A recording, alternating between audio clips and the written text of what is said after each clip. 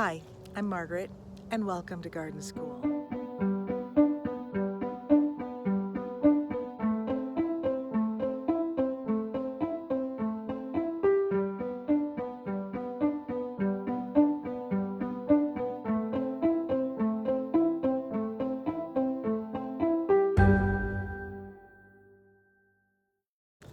Today I'm up at the pea patch and I'm looking at the leeks. We're into September and I want to see about harvesting some, and I'm noticing that some of them have started to bolt. That bolting is when it puts up a stalk to form a flower, and then with the intent to make seeds. Now, I don't want my leeks to be doing this, because what happens is in the stem, the part that you would want to consume, it gets woody and tough. And so I don't want to do that. So I'm really going to harvest all of the leeks that are starting to bolt, see if I can salvage some of that material. But the question was, why are these starting to bolt? It's now in September. In the research I did, it said that bolting from leeks is typically caused by a dip to cold weather. So that's not what I've experienced here. What I think I'm experiencing is just the age of the plant. It has gotten quite warm this summer. They're finished, and their intention is to set some seed for the future. That's my guess. But I did discover something when I was pulling up some of these leeks, that all around the root area were some little leeklets, I guess you could say. Some little young leek bulblets forming.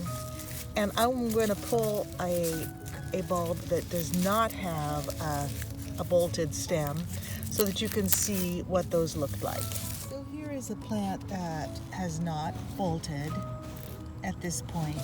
But see down at the base, there's all these little young leeks that are coming up right off of the bulb. Here's another one. Perhaps that was 2 leeks that got planted, but I kind of think that this is also the same thing, an offset. I'm going to pull it, and let's take a look at what we see when we get this bulb out of the ground. There we go. See, lots of little leeks that are just coming right off of that bulb, and there's a little bulblet. What I'm going to do is pull these off very gently, trying to retain any roots that these little bulblets, these little leeks, have started to form. So alongside this nice leek that's going to be really delicious to use were 8 little bulblets. Well, 7 little ones and 1 big one. Now, some of them, as they came off, they really barely had any kind of root on them. I'm going to go ahead and use that one just like it was, I'm going to use these just as if they were onion sets, fall onion sets.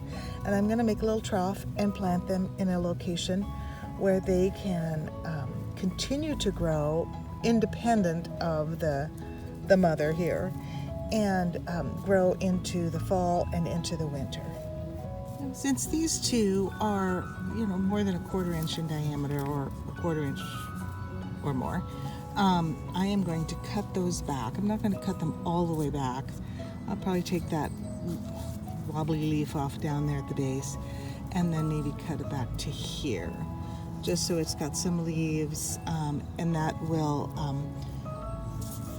help it with its stability, because it's a little bit tough on that size to get it to be cooperate here.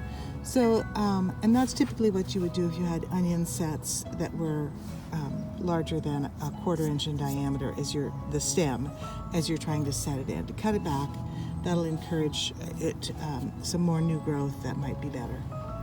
Well, I have about a dozen little leeks here.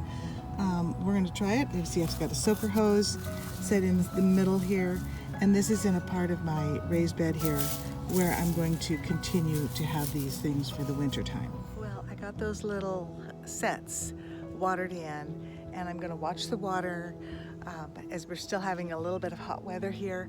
Make sure that they have enough water. And then as we get into the cooler weather, they should just take off on their own. Well, I'm so glad to have some leeks for right now, and then to have some for a little bit in the future.